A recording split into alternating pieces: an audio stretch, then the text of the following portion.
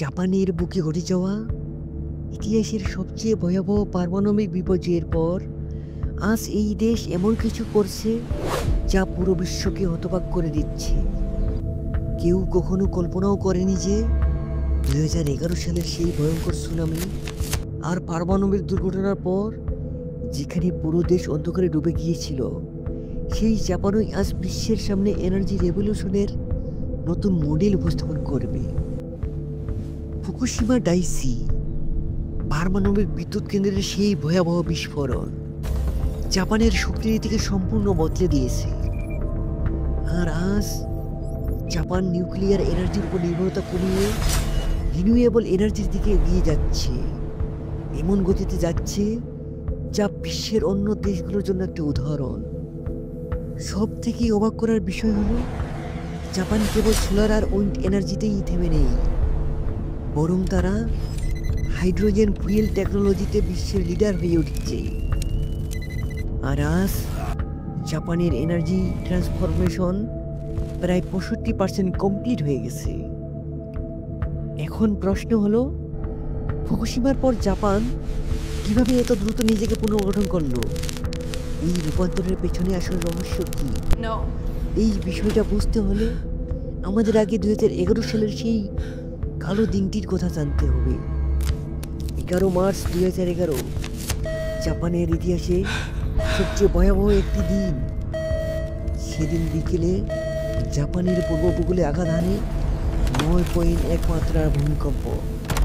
এই ভূমিকম্পের ফলে প্রশান্ত মহাসাগরে তৈরি হয় বিশাল সুনামি, যার ঢেউয়ের উচ্চতা ছিল প্রায় 40 মিটার। এই সুনামির জলরাশি আঘাত হানে ফুকুশিমা ডাইসি নিউক্লিয়ার পাওয়ার প্ল্যান্টের কুলিং সিস্টেম সম্পূর্ণ বিফল হয়ে যায়। রিঅ্যাক্টরের তাপমাত্রা বাড়তে থাকে ভয়ঙ্কর গতিতে, আর 3টি রিঅ্যাক্টরে ঘটে যায় মেল্ট ডাউন। তেজস্ক্রিয় রেডিয়েশন ছড়িয়ে পড়ে বাতাসে, মাটিতে আর সমুদ্রে। প্রায় 1,60,000 মানুষকে ইভাকুয়েট করা হয় জরুরি ভিত্তিতে। এটা ছিল চেরনোবিলের পর বিশ্বের দ্বিতীয় সবচেয়ে বড় পারমাণবিক দুর্ঘটনা। এই ঘটনার পর পুরো জাপান থমকে দাঁড়িয়ে যায়। দেশের 54টি পারমাণবিক রিঅ্যাক্টরের মধ্যে 50টি বন্ধ করে দেওয়া হয় জনগণের চাপে। আর জাপান, যেখানে তাদের 30% বিদ্যুৎ পেত নিউক্লিয়ার এনার্জি থেকে, সেখানে হঠাৎ করে তৈরি হয় বিশাল এনার্জি ক্রাইসিস। কিন্তু জাপানই, যে দেশ দ্বিতীয় বিশ্বযুদ্ধের ধ্বংসস্তূপ থেকে উঠে এসে বিশ্বের তৃতীয় বৃহত্তম অর্থনীতি হয়েছে, সেই দেশ এই সংকটকেও সুযোগে পরিণত করে। 2012 সাল থেকেই জাপান সরকার শুরু করে তাদের নতুন এনার্জি পলিসি। তারা ঠিক করে 2030 সালের মধ্যে 36 থেকে 38% বিদ্যুৎ আসবে রিনিউয়েবল সোর্স থেকে।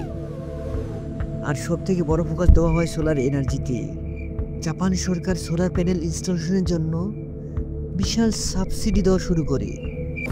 ফলাফল, 2012 সালে যেখানে জাপানের সোলার ক্যাপাসিটি ছিল মাত্র 7 গিগাওয়াট, আজ সেটা বেড়ে দাঁড়িয়েছে 78 গিগাওয়াটে। জাপানের প্রায় প্রতিটি বাড়ির ছাদে আজ দেখা যায় সোলার প্যানেল। শুধু ঘরবাড়ি নয়, স্কুল, হাসপাতাল, ফ্যাক্টরি, সব জায়গাতেই সোলার প্যানেল বসানো হচ্ছে। কিন্তু জাপানের সবথেকে বড় চ্যালেঞ্জ হলো দেশটার জিওগ্রাফি। জাপান একটি ছোট দ্বীপ দেশ, যেখানে 73% এরিয়া পাহাড় দ্বারা কভার। এত ছোট জায়গায় বিশাল সোলার ফার্ম বানানো প্রায় অসম্ভব। তাই জাপানিরা শুরু করে ফ্লোটিং সোলার ফার্ম প্রজেক্ট। হ্যাঁ, আপনি ঠিকই শুনেছেন, জাপান তাদের লেক রিজার্ভয়ার আর এমনকি সমুদ্রের উপরেই সোলার প্যানেল বসাচ্ছে। ইয়ামাকুরা ড্যামে বিশ্বের অন্যতম বৃহৎ ফ্লোটিং সোলার ফার্ম তৈরি করা হয়েছে, যা প্রায় 5,000 ঘরে বিদ্যুৎ সরবরাহ করছে। শুধু সোলার নয়, জাপান অফশোর উইন্ড এনার্জিতেও বিশাল ইনভেস্টমেন্ট করছে। তাদের লম্বা উপকূল রেখাকে কাজে লাগিয়ে তারা বানাচ্ছে শক্তিশালী উইন্ড টারবাইন। ফুকুশিমার সেই ধ্বংসপ্রাপ্ত এলাকাতেই আজ তৈরি হচ্ছে জাপানের সবচেয়ে বড় রিনিউয়েবল এনার্জি হাব, যেখানে এক সময় ছিল পারমাণবিক বিদ্যুৎ কেন্দ্র। আজ সেখানে দাঁড়িয়ে আছে সোলার প্যানেল আর উইন্ড টারবাইনের সারি। এটা যেন ধ্বংস থেকে নতুন জীবনের প্রতীক। কিন্তু জাপানের সবচেয়ে বড় ইনোভেশন হলো হাইড্রোজেন ইকোনমি। জাপান বিশ্বের প্রথম দেশ যারা হাইড্রোজেন ফুয়েল সেলকে মেইন স্ট্রিম এনার্জি সোর্স হিসেবে ব্যবহার করছে। টয়োটা, হোন্ডার মতো কোম্পানিগুলো তৈরি করছে হাইড্রোজেন ফুয়েল সেল কার, আর সরকার সারা দেশে বিল্ড করছে হাইড্রোজেন রিফুয়েলিং স্টেশন। 2021 সালের টোকিও অলিম্পিকে জাপান প্রমাণ করে দিয়েছে তাদের হাইড্রোজেন টেকনোলজির শক্তি। অলিম্পিক ডিজেলের পুরো এনার্জি সাপ্লাই এসেছিল হাইড্রোজেন ফুয়েল সেল থেকে।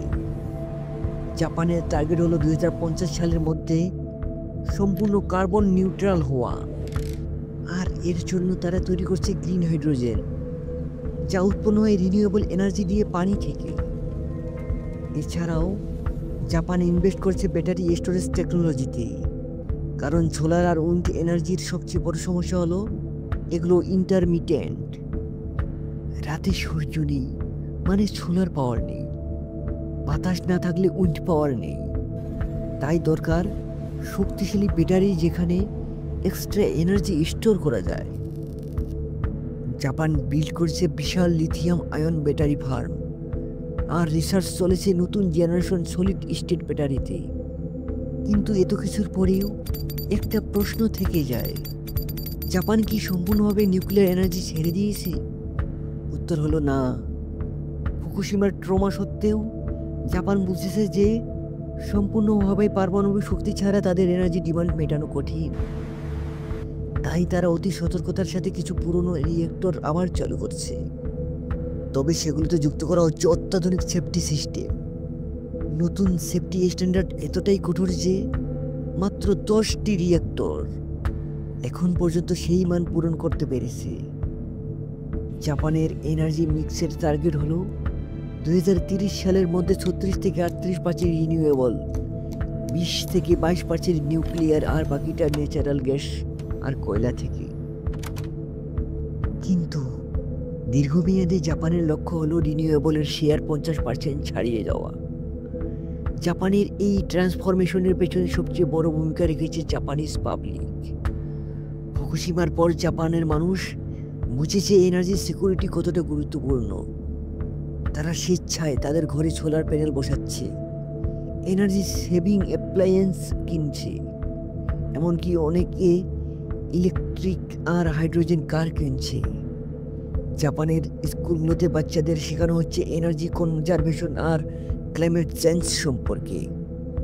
তৈরি হচ্ছে নতুন প্রজন্ম যারা এনভায়রনমেন্টাল কনসাস। আর এসবের পেছনে রয়েছে জাপানের বিখ্যাত মোট্রাই নাই কালচার। এই শব্দের অর্থ হলো কিছু নষ্ট করা উচিত নয়। এই ফিলোসফি আজ জাপানকে এনার্জি এফিসিয়েন্সিতে বিশ্ব লিডার বানিয়েছে।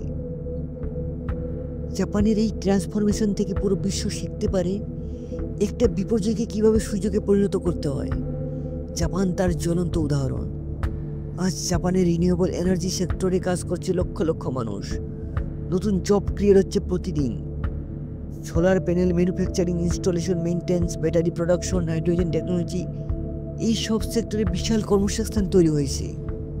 আর ইকোনমিক্যালি জাপান আজ এনার্জি টেকনোলজিতে বিশ্বে এক্সপোর্ট করছে। তাদের solar panel, battery, hydrogen fuel সেলের চাহিদা রয়েছে বিশ্বজুড়ে। এই এনার্জি রেভলিউশন জাপানের জিডিপিতে যোগ করেছে $1 বিলিয়ন। আর সবচেয়ে বড় কথা, তারা কামাচ্ছে তাদের কার্বন ফুটপ্রিন্ট। ফুকুশিমা দুর্ঘটনার সময় পুরো বিশ্ব ভেবেছিল জাপান হয়তো আর কখনো ঘুরে দাঁড়াতে পারবে না, কিন্তু জাপানিরা প্রমাণ করেছে তারা ফিনিক্স পাখির মতো ছাই থেকে তারা জেগে উঠেছে আরো শক্তিশালী হয়ে। ফুকুশিমা যেখানে একসময় ছিল বিপর্যয়ের প্রতীক, আজ সেখানেই তৈরি হচ্ছে ভবিষ্যতের এনার্জি হাব। জাপানের এই জার্নি শুধু এনার্জি ট্রান্সফরমেশন নয়, এটা হলো রেজিলিয়েন্স আর ইনোভেশনের গল্প।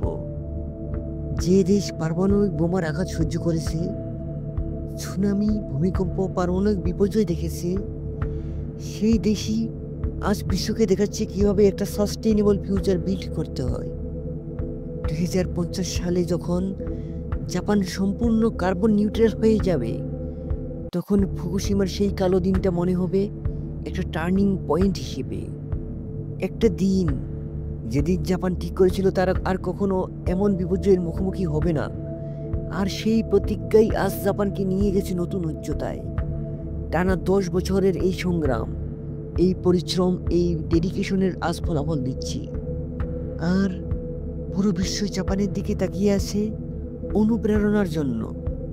কারণ জাপান প্রমাণ করেছে যে সবচেয়ে বড় সংকট থেকেও বের হয়ে আসা সম্ভব যদি থাকে সঠিক পরিকল্পনা, দৃঢ় সংকল্প আর জনগণের সমর্থন। ফুকুশিমা থেকে জাপানের এই পুনর্জন্ম শুধু একটা দেশের গল্প নয়, এটা পুরো মানব জাতির জন্য একটা মেসেজ।